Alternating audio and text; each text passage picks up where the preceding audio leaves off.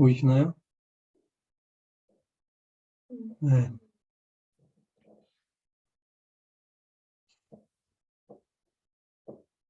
이게 제가 이번에 가서 봤던 코뿔소입니다. 코뿔소. 멸종위기에 빠져있는 동물로 정말 어렵게 저희도 봤습니다. 좀 희한하게 생겼더라고요. 코뿔소가 되게 희한하게 생겼고 열 몇 살이 될 때까지는 수태 능력이 없기 때문에 그때서야 비로소 임신의 가능성이 생겨지기 때문에 그 전에 죽는 경우가 많아서 멸종위기에 놓여 있는 동물이 됐습니다. 저는 이렇게 네 가지로 나누려고 합니다. 이 히브리서 5장은 대제사장을 얘기하는데 대제사장이 어떠한 사람이라는 것에 대해서 얘기를 하고 있죠. 대제사장이 한 일이 무엇인가? 결국 예배라는 것을 하게 되는 사람인데 이따가도 말씀드리겠지만 그렇다면 예배는 무엇인가? 그리고 나서 예수님이 그럼 대제사장으로 어떻게 우월하신 분인가? 자꾸 잘못하는 거 누르네요. 그리고 히브리서에서 아름다운 구절 중에 하나인 히브리서 5장 7절, 8절, 9절을 집중해서 보겠습니다. 1절에서 4절, 5장 1절에서 4절이 대제사장이 어떠한 사람이라는 것을 설명하고 있는데요. 1절을 보시면 각 대제사장은 사람들 가운데서 뽑혀서 하나님과 관계 있는 일에 임명받습니다. 그들은 사람들을 위하여 하는 것이고 무지한 백성들을 너그러이 대하고 즉 사람들 가운데서 뽑히고 사람들을 위해서 일하고 사람들을 너그러이 대하고 결국 대제사장은 사람들과 어울려 살 수밖에 없고 사람들을 위해서 존재하는 것이고 사람들을 너그럽게 대하는 사람이고 사람을 떠나서 사실 생각할 수 없는 사람이 대제사장인데 아까 홍준식 선생님이 말씀하신 것처럼 많은 대제사장이 그렇게 사람들을 너그러이 대하지 않고 사람들 속에 거하지 못하는 경우가 많더라. 근데 어쨌든 대제사장으로 하나님이 부르셨을 때는 people person으로 부르신 것이죠. 사람들과 어울려 살고 사람들 속에서 뽑히고 사람들 위에서 살고 그게 대제사장이 하나님이 부르신 부르십니다. 대제사장이 하는 일은 뭐냐? 하나님과 관계되는 일에 임명받습니다. 하나님과 관계되는 일. 더 자세히 말하면 사람들을 위해서 예물과 속죄의 희생제사를 드립니다. 하나님께 무엇인가를 드리는 사람이 대제사장이죠. 하나님께 자기 자신과 사람들을 위해서. 왜냐하면 자기 자신도 필요하니까. 하나님께 예물과 속죄의 희생제사를 드린다.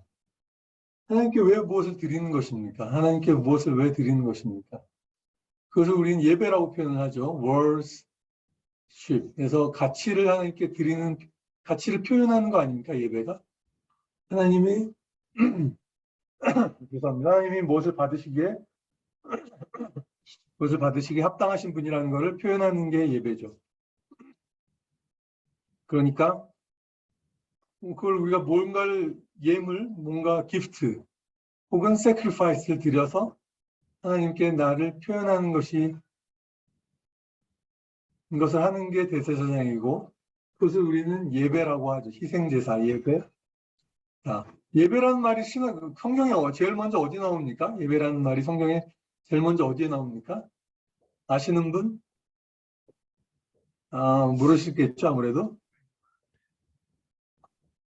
홍준식 선생님 뭐라고 얘기하시나요? 홍준식 선생님 혹시 아세요? 마이크 켜고 얘기하셔도 돼요. 예배라는 말이 성경에 어디 제일 가인과 아벨. 네. 거기 이제 가인의 제사와 가인을 받으시지 않으시고 아벨과 아벨의 제사는 받으셨다라는 표현이 나오는데 예배라고 정확히 되어 있지는 않습니다.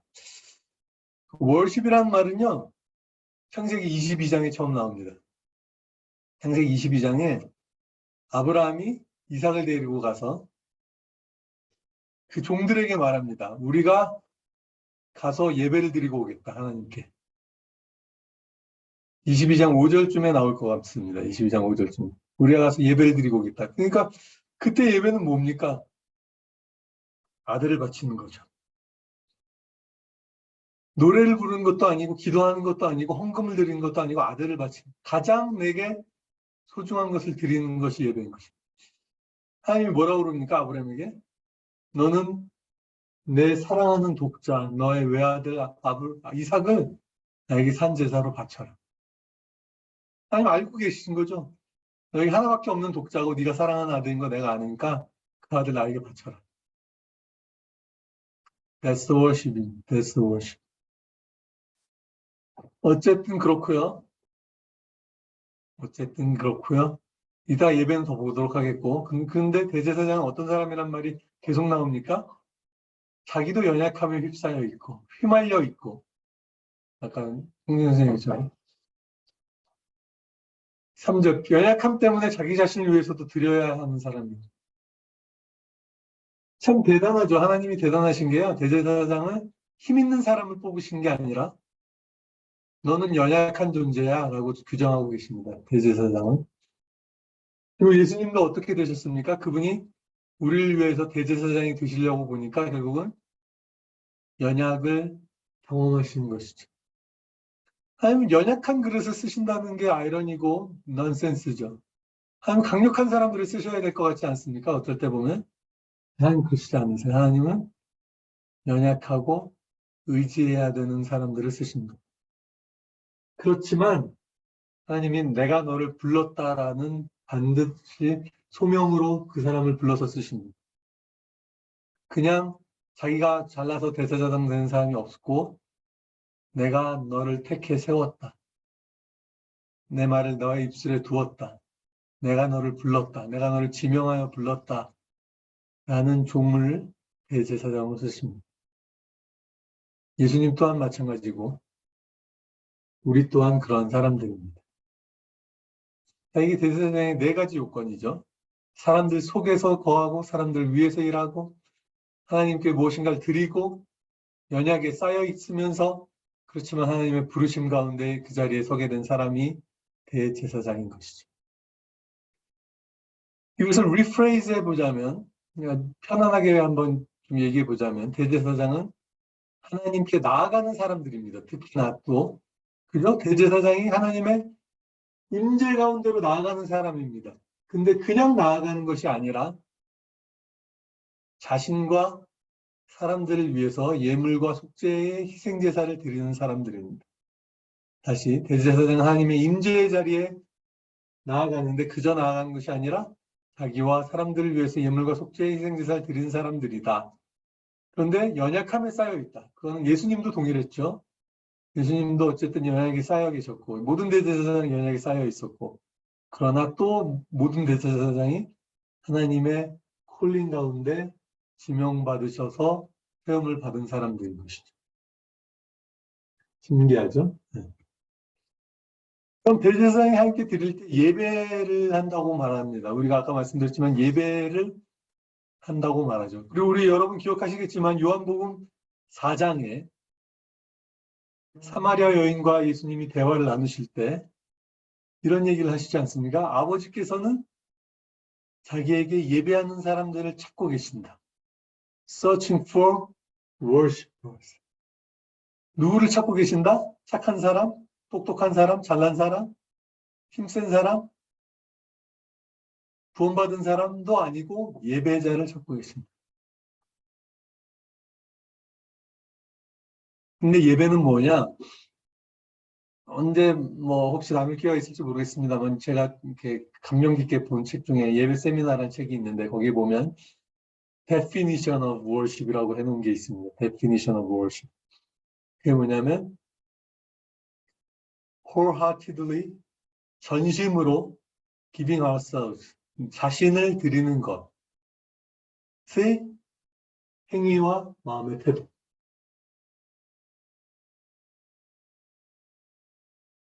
자, 윤승민 선생님 졸지 마시고 들으세요. 제가 보이게 졸면 안 되지. 그지? 오케이. 피곤하겠지만, 네, 다시 말하죠. 전심으로 하나님께 내 자신을 드리는 행위와 마음의 태도예요. 정말 저는 잘 정리했다고 생각하는데 예배는 무엇인가? 행위한 행위입니다. 액트예요. 마음만 가지고 있어서도 안 되고 마음이 없이 하는 행동도 아닌 것이죠. 특별한 마음의 태도를 포함하고 있지만 동시에 무엇인가 행동으로 실천하는 것입니다. 특별하게 구별된 마음의 태도가 포함되어 있는 행위가 예배인 것이죠. 근데 저는 이 표현을 꼭 여러분이 귀에 못이 박히셨으면 좋겠는 게 뭐죠? 전심으로 하지 않는 것은 예배가 아닙니다.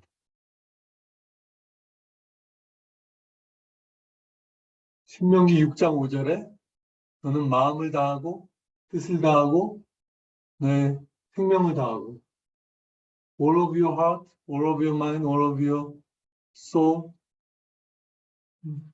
정확히 생각이 안 나네요. 하여간 전 존재의 전부를 들여서 하나님을 사랑하라고 말하고 있죠. 우리의 전 인격의 전부를 들여서 하나님을 섬겨야 되는 것이죠. 전체를 드리지 않는 것은 하나님이 예배라고 인정하지 않으신다는 것이죠. 그리고요, 우리가 something offering 하잖아요. offer 하잖아요, 하나님께. 그건 뭘 상징하는 거라고요? 내 자신을 드리는 것을 상징하는 것이다. 마가복음에 보면 예수님, 제가 여러 간증 때도 나눴지만 예수님이 연복에, 즉 헌금 주머니 앞에 서 계신 적이 있었어요. 신약 성경에 보면. 얼마나 이게 신기한 장면인지 여러분 상상해 보십시오. 백성들이 교회에 성전에 들어오면서 헌금을 내는데 그 헌금 주머니 옆에 예수님이 서서 헌금 넣는 걸 보고 계신 거예요.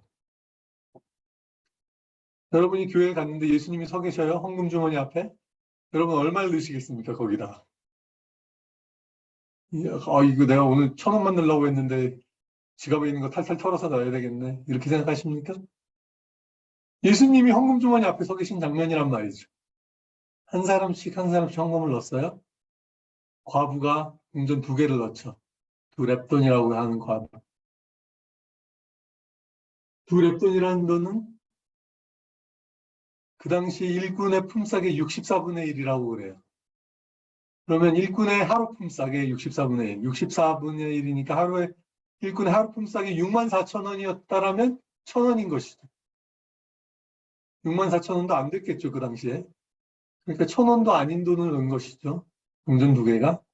$1도 아닌 돈을 넣은 것이죠. 근데 예수님 뭐라고 말하셨습니까? 이 여자가 가장 많이 넣었다. 왜 가장 많이 넣었다고 얘기했습니까? 그 다음에 예수님 설명도 있는데 나중에 찾아보십시오. 그는 자기 생활이 가난하고 어려운 중에 자기에게 있는 전부를 넣었기 때문에 제일 많이 넣었다고 얘기하시죠. 대제사장이 드리는 것이 그와 같고 우리가 드리는 예배가 그런 것입니다. 그런데 대제사장으로 예수님은 어떻게 해서 우월하신지가 그 앞장에 나옵니다. 제가 지난주에도 얘기드렸지만 이게 링크로 연결되어 있는데 4장의 내용과 5장의 내용을 링크로 연결하고 있는데 4장이 뭐였죠? 여러분 기억하시겠습니다만 우리가 4장에서 어떤 내용을 다뤘죠?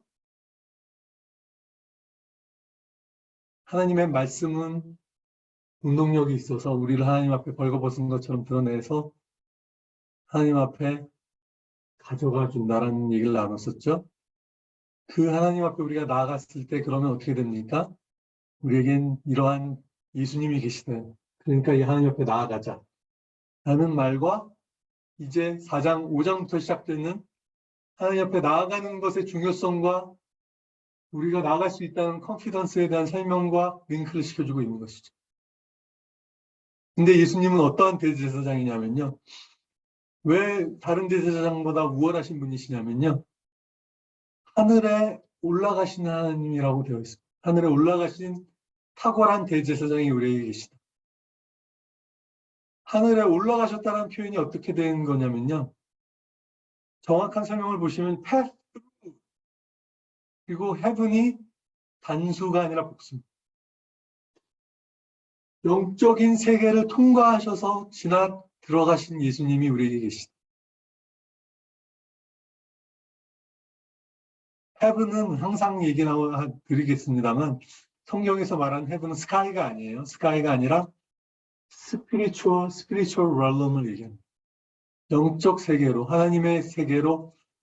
그래서 태초에 하나님이 천지를 창조하시니라 했을 때 sky and planet이 아니라 heaven and the earth예요.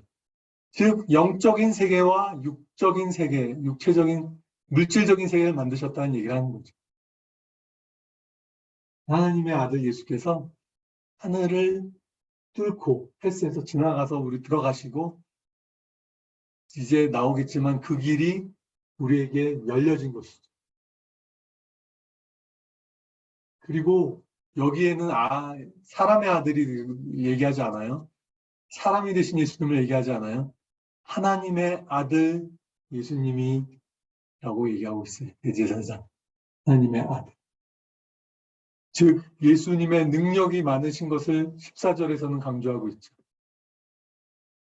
예수님이 하늘을 뚫어내시고 하늘에 통로를 내신 분이시듯 우리에게는 하늘을 뚫고 헬스에서 지나가시고 하나님의 아들이신 예수님이 계십니다. 그러므로 우리의 신앙 고백을 굳게 지키십시오. 그러니까 우리가 신앙 고백을 하는 거죠. 예수님이 하나님의 아들이시라는 것을 우리가 고백하는 거 아닙니까? 사람들이 나를 누구라 하더냐? 베드로에게 물어보시죠, 예수님이. 주는 그리스도시요 살아계신 하나님의 아들이시니이다. 이것이 우리의 신앙 고백 아닙니까? 하나님의 아들이신 예수님이 우리의 대제사장이기 때문에 우리에게 길을 여셔주셨음을 우리가 믿습니다. 라고 고백하는 거죠. 그런데 15절은 뭐라고 말합니까? 우리의 연약함을 동정하지 못하시는 분이 아니십니다. 왜냐하면 모든 점에서 우리와 마찬가지가 되셨습니다. 그 하늘을 뚫고 지나가신 하나님의 아들이신 분이 In every way he became same with us. Complete identification으로 우리를 동정하시는 분이시다. 같이 마음을 나누시는 분이시다. 내 마음을 그냥 알아주실 수 있는 분이시다. Sympathy through complete identification. 동정. 이 정자가 어디에 나옵니까, 여러분? 초코파이 선전에 나오는 그 정 아닙니까? 마음을 나누는. 초코파이를 모르시나요? 초코파이 세대가 아니라는 얘기를 옆에서 와이프가 하는데. 마음을 나누는, 얼마나 감동적인 광고였는지 몰라요, 옛날에. 혹시 모르시는 분들. 마음을 나눈다는 거 아니겠습니까? 초코파이 하나 건너주면서. 어쨌든, 우리 주님은 하늘을 뚫고 들어가신 분이신데, 이 뚫고 들어가신 것에 대한 설명이 뒤에 나옵니다. 이 4장 15절부터 10장까지 이제 예수님이 하신 일, 예수님이 하늘의 문을 여신 일과 그러나 예수님이 우리와 동일하게 되신 분이라는 것을 이제부터 설명하게 되는 것이에요. 히브리서 5장부터. 그 서문을 여는 것이 4장 14절, 15절이고 그렇게 하나님 보좌에 나가자는 것으로 링크를 만들고 있는 것이죠. 근데 그분은 우리와 모든 것을 같이 경험하신 분이신데 한 가지 우리와 경험을 쉐어링하지 않고 있는 게 그 뭐죠? Without sin. 그러나 그분은 순결하신 분이시라는 거죠. 얼마나 놀라운 분이십니까? 우리와 모든 면에서 동일하게 되신 분이신데 죄만 없으시고 하늘을 올라가신 하나님의 아들이신 분이시죠. 그분이 우리에게 계신 대제사장으로서 가지고 계신 슈퍼리티죠. 이제 히브리서 5장 7절로 갑니다. 제가 뽑은 히브리서에서 가장 아름다운 표현 중에 하나입니다. 그는 육체에 계실 때 그를 죽음에서 건지실 수 있는 분에게 큰 외침과 눈물로 기도와 탄원을 드렸다. 근데 여기 보십시오. 표현을 유심 있게 보십시오.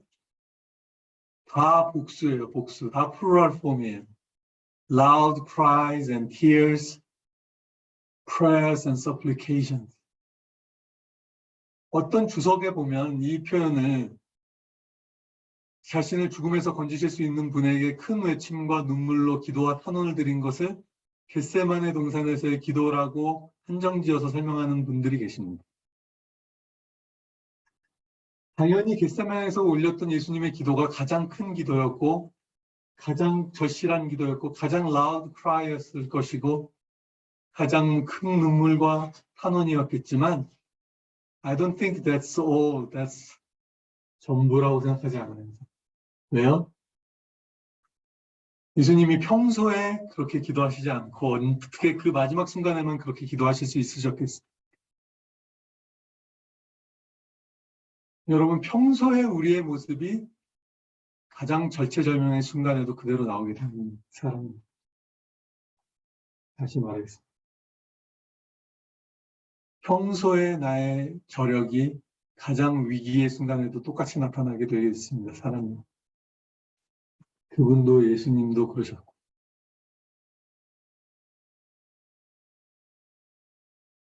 물론 그 순간이 가장 큰 기도의 순간이었겠죠. 여기서 질문 드리겠습니다. 여러분, 기도를 그의 경외하심으로 그의 기도가 들으신 바 되었다라고 되어 있는데요. 여기 보면. 여러분이 하나님께 기도 드릴 때 그 기도가 들으신 바 되는 게 더 좋습니까? 들어주시는 게 더 좋습니까? 이게 무슨 소리입니까? 그분이 내 기도를 듣고 그대로 answering 해주시기를 원하십니까? 오직 나의 기도가 하나님이 heard. If my prayer is heard, do you think is it enough? Or do you want it to be answered? 저는 어떻게 생각하냐면요. 하나님께 기도할 때 하나님이 내 기도를 들어주시면 좋겠다고 생각이 들어요. 왜냐하면 하나님은 실수가 없으시고 완전하시잖아요. 그리고 나를 사랑하시잖아요. We don't need to make sure whether it is answered or not. If he hear my prayer, I think that's enough.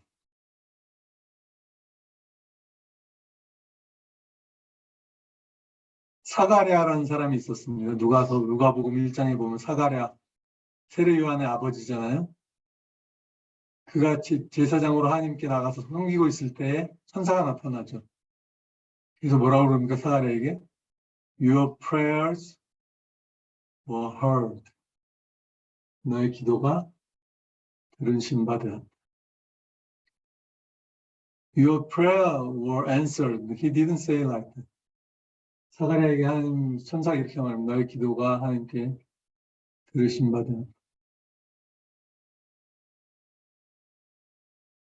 answering이 기도의 포인트라면 예수님의 기도야말로 가장 큰 실패 아닙니까?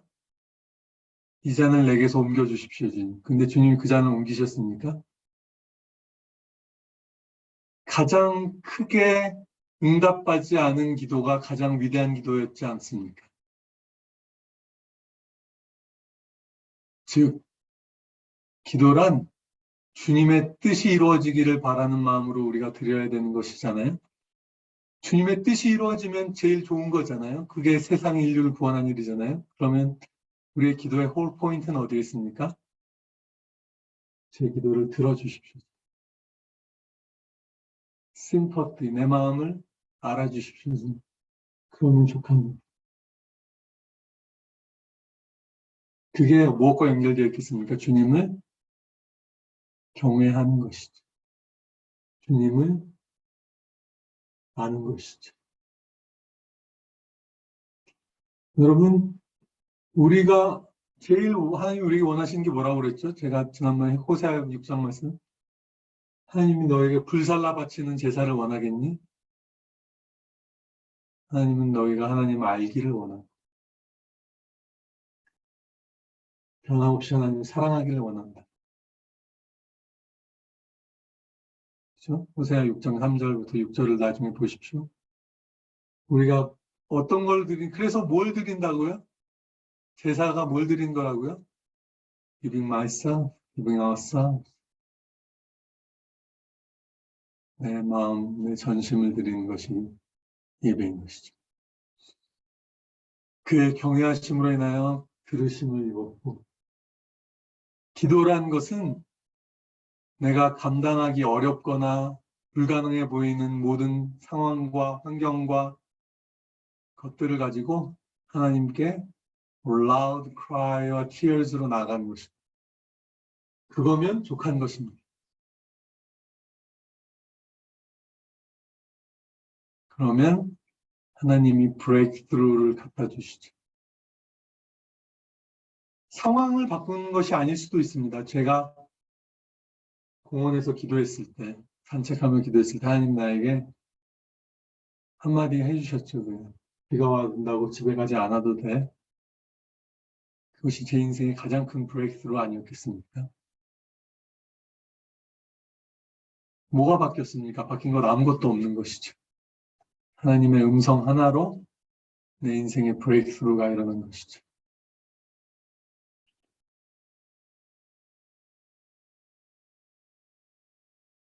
순종이 제일 빛나는 성품인 것 같아요. 보면 볼수록. 순종이 제사보다 낫고 하나님의 음성을 듣는 것이 순양의 기름보다 낫다라는 게 사마엘 선지자의 얘기죠. 근데 이거는요, 아들도 예외가 없이 고난을 통해서 배웠다고 얘기하고 있습니다. 아들이시더라도 그가 겪은 고난을 통해서 순종을 배우셨다. 다 알려진 비밀이죠. 순종을 배우는 가장 최적의 조건, 가장 확실한 레슨, 지름길도 없고 가장 확실한 길은 suffering입니다. suffering. 그리고 그냥 주어지지 않고 이것은 you must learn how to obey through suffering. 그렇기 때문에 16절, 4장 16절. 우리에게 이러한 예수님이 계시기 때문에 loud cries and tears, offered prayers and supplications, and learn obedience through the suffering, so became perfect. He became perfect. 그게 5장 9절이죠. 그래서 자기에게 순종하는 모든 자들에게 영원한 구원의 근원이 되신 예수님이 우리에게 계시니 let us stand with confidence. 자신 있게 하나님께 나아갑시다. 보좌 앞에 나아갑시다. 그 보좌는 어떤 보좌라고요? grace, 은혜의 보좌다. 저는 이 말씀을 볼 때 에스더 말씀이 떠오르더라고요. 에스더 5장에. 여러분 에스더 5장이 뭔지 아십니까? 에스더가 어떤 장면인지 아십니까? 에스더가 5장에 보면 에스더가 이름이 뭐죠? 아하스 그 왕 이름이 갑자기 생각이 안 나네. 아하스웨로 왕의 이너코트 내전으로 에스더가 나갑니다. 왕이 부르지 않았을 때 나가면 어떻게 되는지 아십니까? 에스더 4장에 나와 있습니다. 에스더 4장에 보면 왕이 불러주지도 않았는데 나아갔다가 왕이 기뻐하지 않으면 죽을 수도 있습니다. 그 아하수에로 왕, 인간적인 왕에게도 그 보좌 앞에 나가는 게 그렇게 두려운 일이에요. 왕이 부른 적이 없을 때 왕에게 나갔을 때 왕이 페이버를 주지 않으면 죽게 되겠죠. 그래서 뭐라고 말합니까? 에스더가 4장에 보면 나를 위해 3일간 금식해 주십시오. 내가 왕에게 나아갈 것인데 죽으면 죽으리라. 죽게 되면 죽을 것이고 내가 우리 민족을 위해 하나님이 아니라 왕에게 나아가겠습니다. 에스더란 성경을 보십시오. 에스더의 성경에서 가장 큰 특징이 뭔지 아십니까? 에스더란 성경에 하나님이란 말이 한 번도 나오지 않는 책입니다. It's an amazing book. 하나님이란 말이 한 번도 나오지 않는 책. 에스더. 그는 왕에게 나아갑니다. 왕의 보좌로 나아가고 5장에 갔을 때 왕이 그를 어여삐 모아서 그에게 왕의 그 왕이 들고 있는 그거 있지 않습니까? 언제 나오냐면요, 여러분 미스코리아 행진할 때 보면 이렇게 뭐 하나 들고 행진하지 않아요? 그 막대기 같은 거? 그게 규예요, 규. 그거를 내밀면 내가 너를 페이버한다는 것이고 그거를 만지죠, 에스타. 그게 왕이 베푸는 페이버, 그레이스, 그 은혜의 보좌로 나아가는 것이죠. 상징하는 것과 같은 장면이죠. 그래서 우리가 뭘 받는다고요? Mercy and grace to have. 언제요? 영어로 보면 in time of need라고 되어 있는데 아까 홍준희 선생님이 읽어주신 해번역에 보면 제때에 주시는 도움. 너무 번역을 잘했다고 저는 믿어요. In time of need가 언제입니까? 우리에게 도움이 필요한 때가 언제입니까? 항상 제때, 그때, 언제든지 now, whenever it is available for you in time of need. 도움이 필요한 그때, 제때에 하나님의 보좌 앞으로 나아갈 수 있다는 것이고 그때 우리가 we may receive mercy and grace. Wow. Because he has sympathy, perfect sympathy through identification with us. 그분이 우리 주 예수님이신 것이죠. 색깔이 너무 예뻐서 이 화이트 앤 블랙이 너무 예뻐요. 이번 여행에서 가장 눈에 선한 장면 중에 하나가 이 하나님이 만드신 피조물의 이 아름다움. 그죠? 저를 쳐다보더라고요. 제가 사진 찍으려고 할 때 얘가 포즈를 딱 취해주더라고요. 그래서 어느 분 사진 보여준 이유가 뭐야? 갑자기 뜬금없이 툭툭 던지고 넘어가면 그냥 졸지 말라고. 맞아. 저 이사야 53장을 보면 이게 대제사장의 그림이 아닌가. 이사야 53장 보십시오, 여러분. 제가 읽어보겠습니다. 그는 주님 앞에서 마치 연한 순과 같이 나온 싹과 같아서 고운 모양도 없고 풍채도 없으니 우리가 보기에 흠말만한 것이 하나도 없다. 사람들이 물어봐요. 예수님이 멋있었을까요? 잘생겼을까요? 아니에요. 제가 보기에는 그냥 지나칠 만한 사람이었을 것 같아요. 우리가 보기에 흠모할 만한 아름다운 모습이 없다. 그는 멸시를 받고 버림을 받고 고통을 많이 겪었다. 그 다음 표현 보십시오. 그는 언제나 병을 앓고 있었다. 아까 예수님 그 항암 치료받던 환자분 얘기하셨는데 예수님은 언제나 종합병동이었을 것 같아요. 사람들이 그에게서 얼굴을 돌렸고 그가 멸시를 받으니 우리도 덩달아 그를 귀히 여기지 않았다. He was despised. Nobody think of him decent or anything charming or attractive. He always been ill or sick. 그는 실로 우리가 받아야 할 고통을 대신 받고 우리가 겪어야 할 슬픔을 대신 겪었다. 그런데 우리는 그가 징벌을 받아서 하나님께 맞고 고난을 받는다고 생각했다. 그러나 그가 찔린 것은 우리의 허물 때문이고 그가 상처를 받은 것은 우리의 아픔 때문이다. 그가 징계를 받아서 우리가 평화를 누렸고 매를 맞음으로써 우리의 병이 나았다. He was pierced for our transgressions. 그가 찔림은 우리의 죄악 때문이다. 우리는 모두 양처럼 길을 잃고 각각 제 길로 흩어졌지만 주님께서 우리 모두의 죄악을 그에게 짊어지우셨다.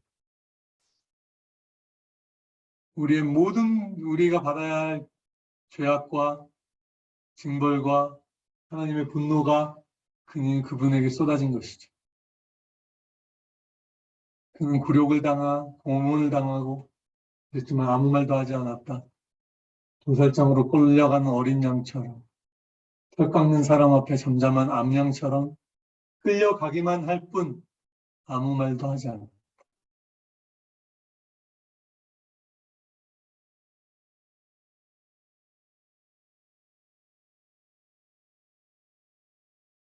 그가 체포되어 유죄 판결을 받았지만 그 세대에 된 것을 보고서 그것이 바로 형벌을 받. 그는 폭력을 휘두르지도 않았고 거짓말도 하지 않았지만 사람들은 그에게 악한 사람과 함께 묻힐 무덤을 줬고 죽어서 부자와 함께 들어가게 했다. 주님께서 그를 상하게 하고자 하셨다. 하나님의 인텐션이었습니다. 주님께서 그를 병들게 하셨다. 하나님의 인텐션입니다. 그가 그의 영혼을 속건제물로 여기면 그는 자손을 볼 것이며 오래오래 살 것이다. 주님께서 세우신 뜻을 그가 이루어 드릴 것이다. That's the will of God. I will accomplish your will by my obedience. 고난을 당하고 난 뒤에 그는 생명의 빛을 보고 만족할 것이다. 나의 의로운 종이 자기의 지식으로 많은 사람을 의롭게 할 것이다. 그는 다른 사람이 받아야 할 형벌을 자기가 짊어질 것이다.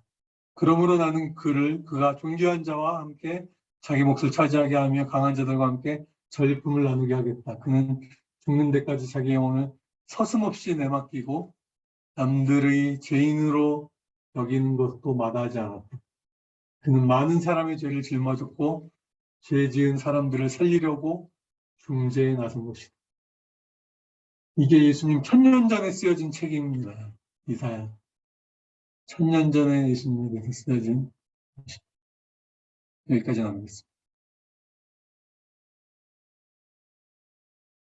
질문과 코멘트